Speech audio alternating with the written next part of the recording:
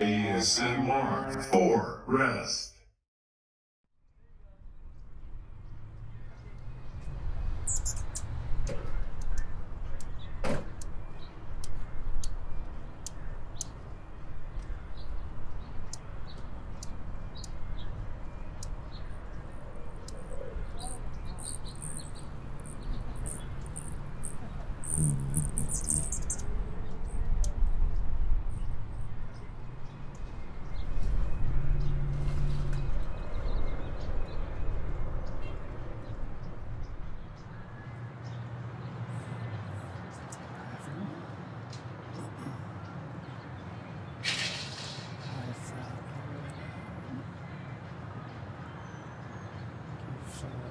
Sound of hummingbird wings.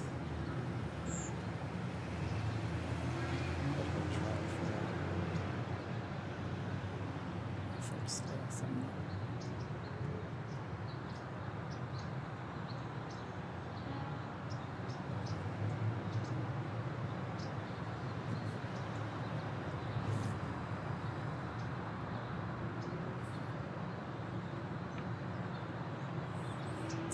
Sit out here on my porch. Ever since the pandemic started. Yeah, I've made this porch very green. And a big part of that has been these hummingbirds.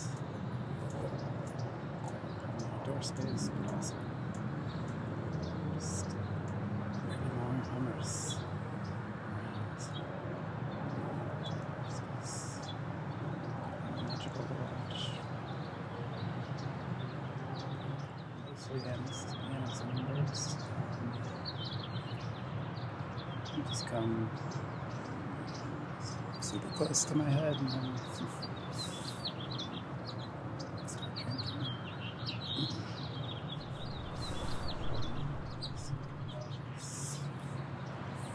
Microphone really catches it.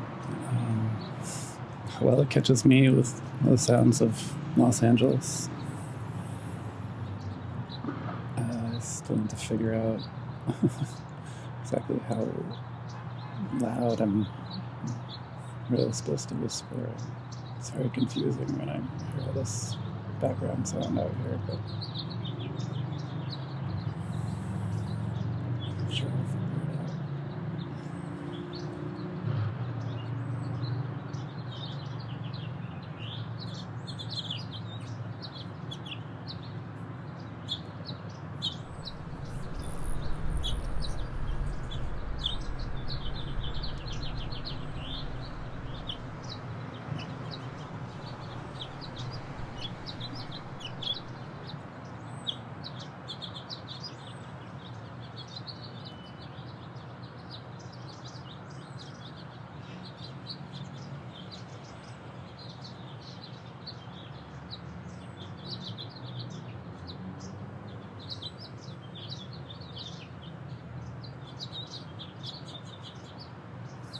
So the moving video that I'm sitting in front of, some of it is fake.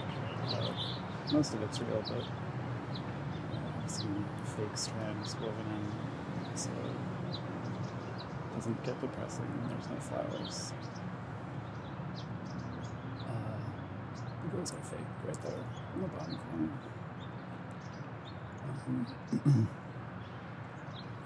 But they're pretty much the exact same shade of magenta as the male annas, and the females. Females have a little patch on their throat, but the males have this really iridescent hood. It's not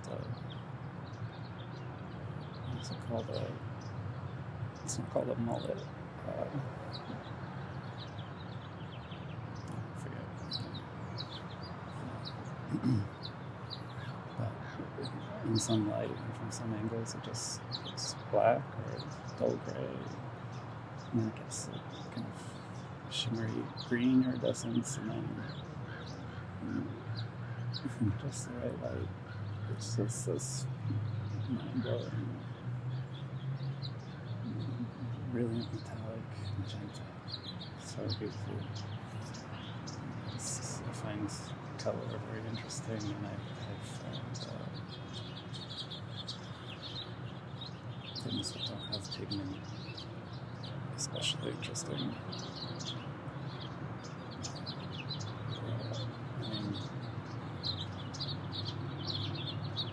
Colors just created in our minds. Ultimately, but even still, we're used to pigment being ascribed to something, and something that truly has no color, that can generate such brilliant colors is incredible. How much of this will make it in? It's supposed to be a philosophy experience.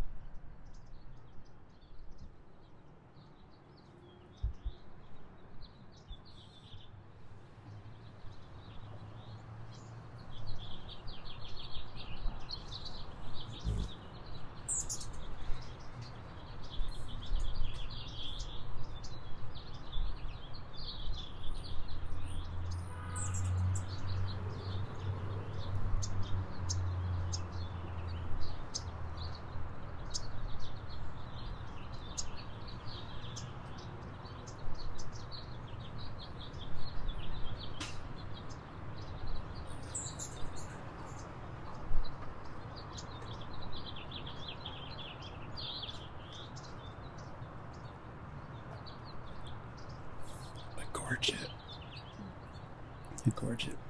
That's what the throat thing is called. Brilliant. Hood throat.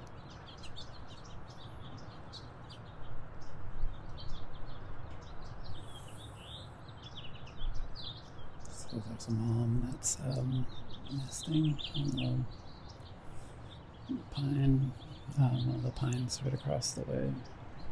And it's very close. It's not quite close enough to film well.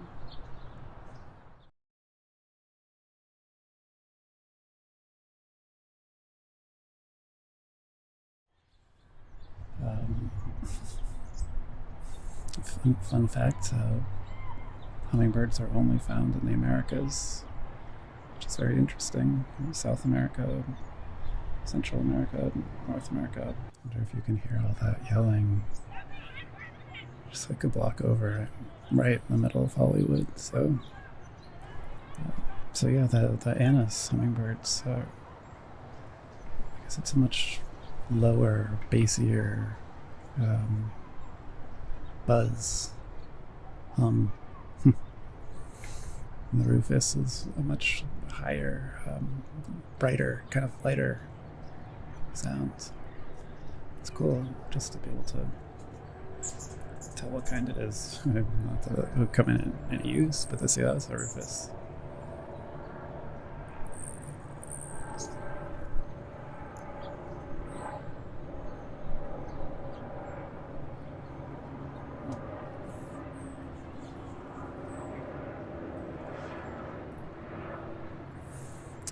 Another thing about hummingbirds, so at night, I don't know what time, but at night, at some point, they go into a state of torpor, it's called. It's like a trance, I guess. They go into a altered state. Their body locks up, so whatever they're on, they don't fall off of it.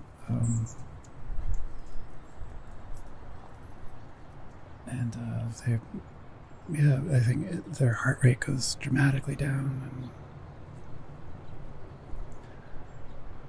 and they just kind of go into a state of like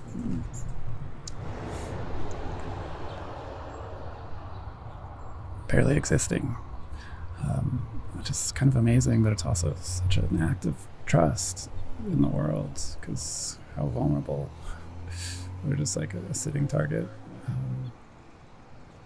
So I'm always so curious to see like where I've seen it on YouTube before, like amazingly cute footage of hummingbirds snoring, or like asleep by a feeder or something. I haven't seen that yet, but a couple weeks ago, so weird. It super tripped me out because the hummingbirds come around all day. Just before sunrise to just after sunset, really. But then nothing, I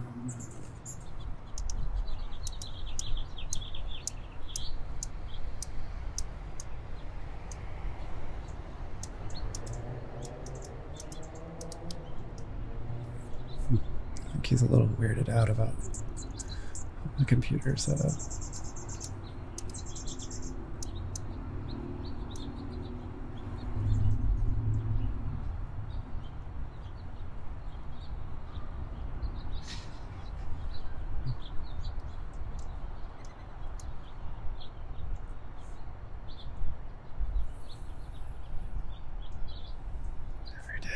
Every day. It's the best. I am a depressed person. I'll say that. I don't identify as incredibly depressed right now, or even very depressed, but it's always somewhat there. And I had a terrible, terrible, terrible episode 3 years ago, which compelled me to move here. I needed to be in the sun. The sun is so important for that, for me. Well, I also spent 13 years in the Pacific Northwest. Well, I guess about 20 cumulatively, college, and then I came back later. So anyways, in terms of natural antidepressants, I'm on synthetic ones for sure, too, but in terms of natural ones, the sun, and for me, these hummingbirds, just because they're cute and they're here and they're beautiful and they're like little dogs.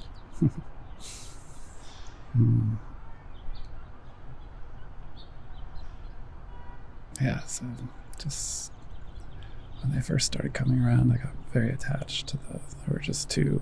I started small in my bedroom window. And the same two would come all the time, and I could tell they were the same because one had a missing feather, and when I photographed them, I could see it.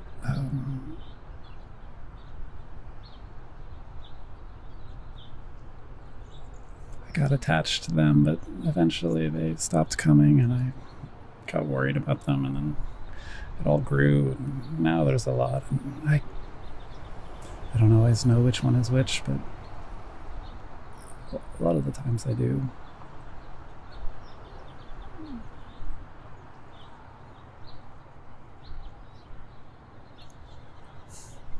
I couldn't tell if one was perch.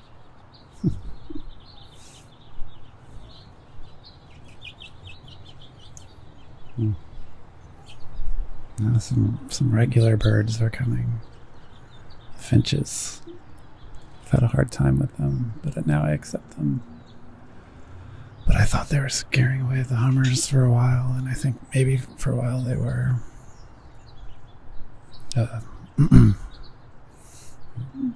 My roommate had gotten a feeder after I got my hummingbird feeder, and it was attracting finches, and they were right next door, and so I think that was having an impact for a time, but now that's gone, and the hummers, they've taken over. I mean, it's critical mass, I think. But yeah, there's a male anise and that primarily defends this porch. This porch has like 5 feeders on it. But as of like about 2 months ago, a female kind of took it over, built a nest right across the way, right in those trees. So cool. It's kind of what I've always wanted, is like to encourage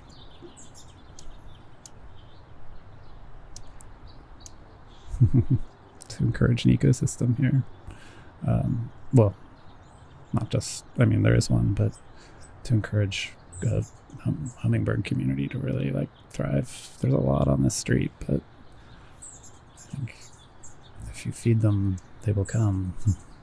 And come they do.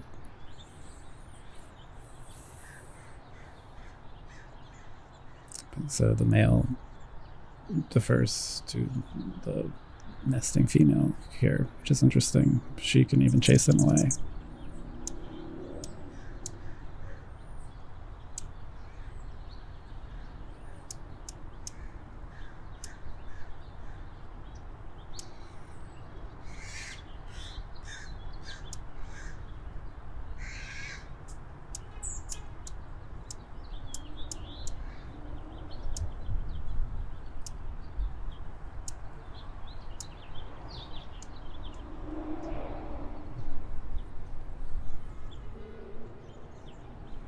Speaking of which, I think that was him.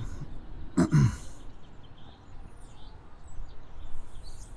she's perched on a little twig right on the other side of the computer.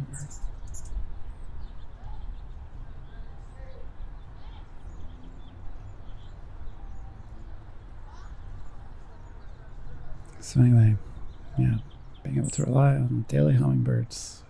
Southern California, man. I mean, warm climates. My mom lives in a beautiful place, but it gets too cold in the winter for hummers, so that the annas migrate. I'm just so glad that we always have them. It's just, it's like a minor conscious connection with another animal, another creature, but it's conscious. I'm conscious, and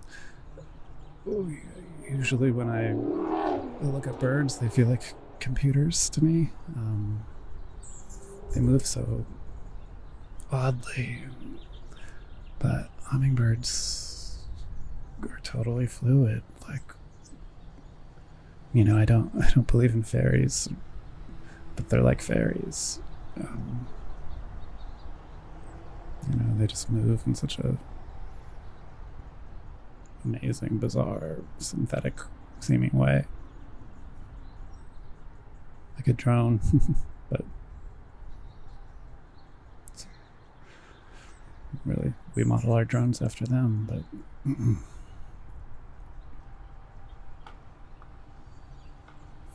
to have one just hover in front of you and just like look into your eyes, just look at you. It's like a really different experience than most other birds, which are like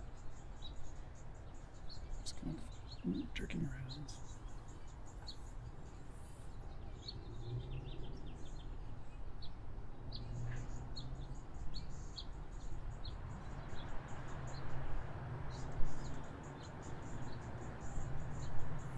Another thing about hummingbirds is they can't walk.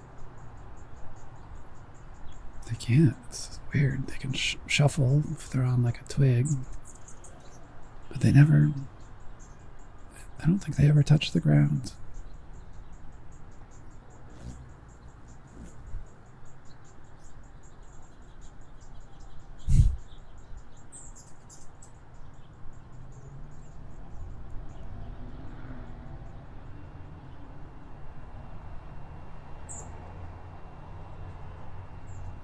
And they live on sugar, like me.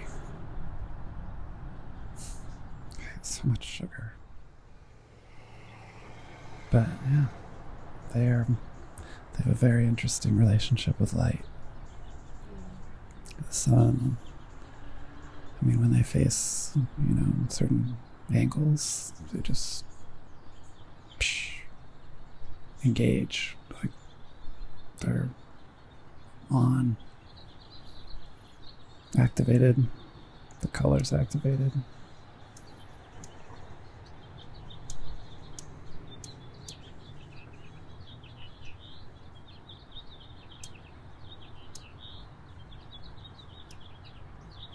And they live off of sugar, flowers, nectar. And they eat protein, they eat some insects, they catch them in the air. It's fun to watch them hunt. But for the most part, they're just guzzling sugar.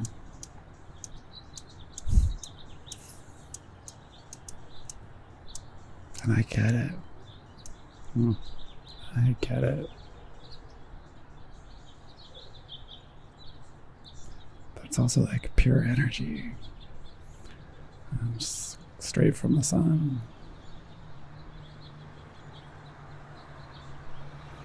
Sugar and water.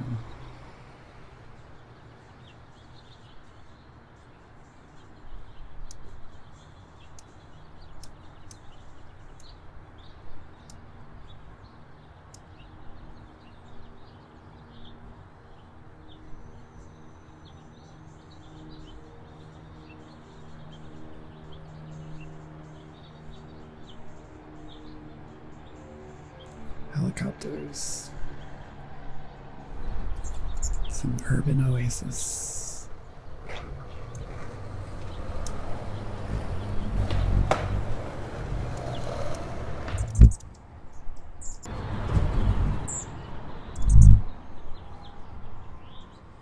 I need to get there last. Sips of juice. For turbo. But it's not uncommon that in my room at night I have auditory hallucinations of hummingbird wings or sounds, chirps, barks.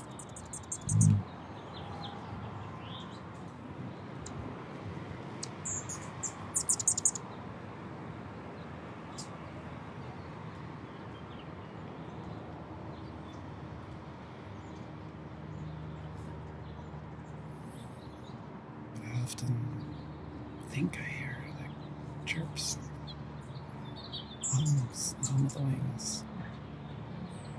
But the other night I looked out my window and I really did. So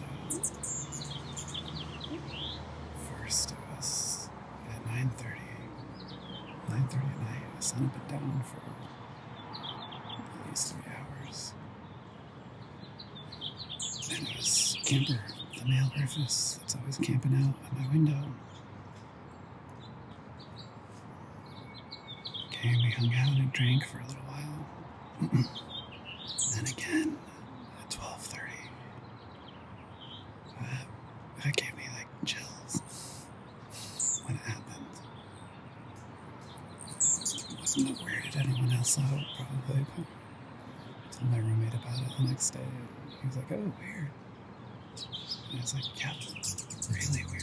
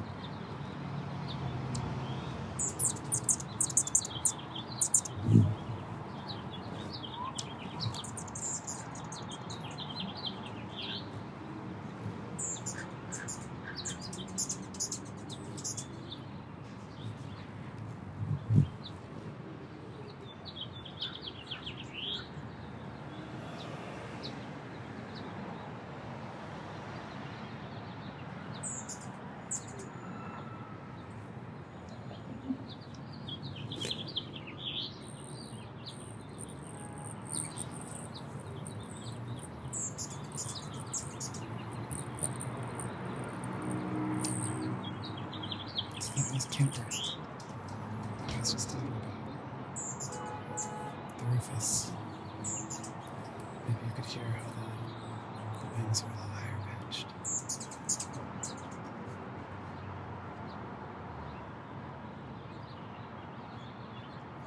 They're also beautiful. They're this burnt orange. With a really iridescent orange gullet. Gorget, sorry.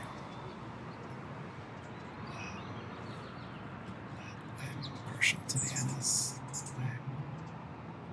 It's that magenta, brilliant magenta, with their emerald green back. It's just gorgeous. So pretty. They're all amazing. Beautiful. They're alive. They're here, they're perceptive, they're paying attention. There's trust, but they're wild, which is awesome. Air pets.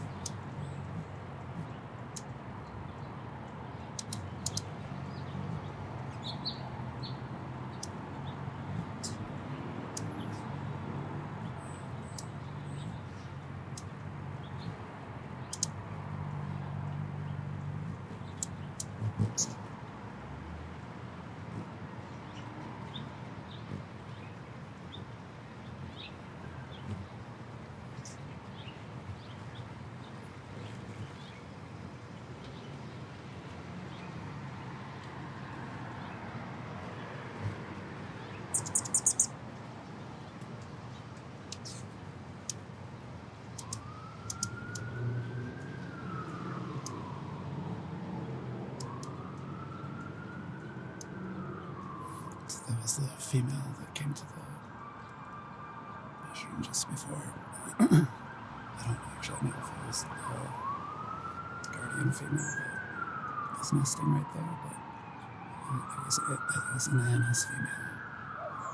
And the male came and chased her away, but he wasn't quite bold enough to then double assert his dominance and drink from the mushroom.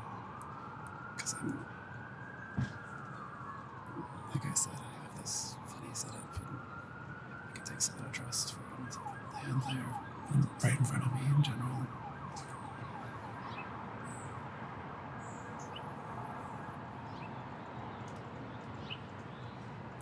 That's what I really like about it all. Is you can't fake trust with an animal. You really have to win it, earn it, and it's about nonverbal communication.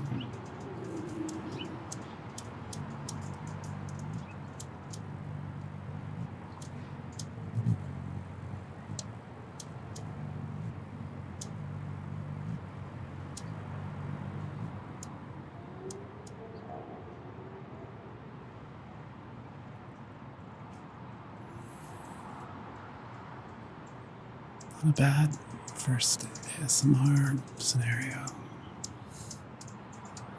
So I mentioned before that I'm a depressive person. I discovered ASMR after moving here to Hollywood.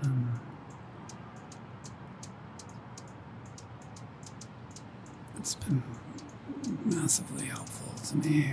I'm sure on some levels it's super bizarre,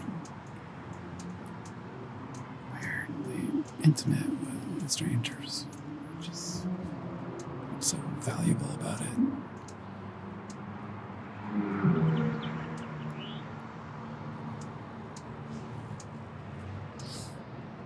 You know, I remember thinking, like, oh gosh, it's like synthetic companionship and friendship, and like, is this creepy? Is this like the new world order that we're all supposed to be afraid of?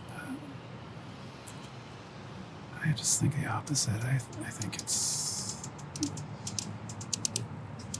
so nice to have an experience where it's not about the content, it's not about thinking about something, it's not about using that critical or worky part of your brain.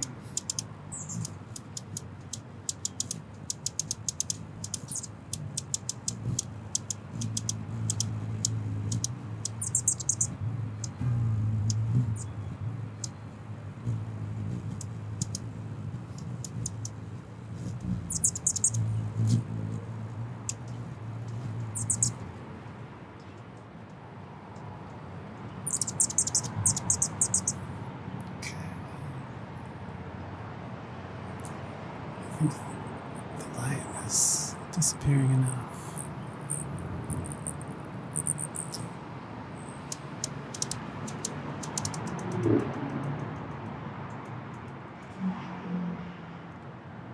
Thanks for watching this Hollywood Hummers edition of ASMR for Rest.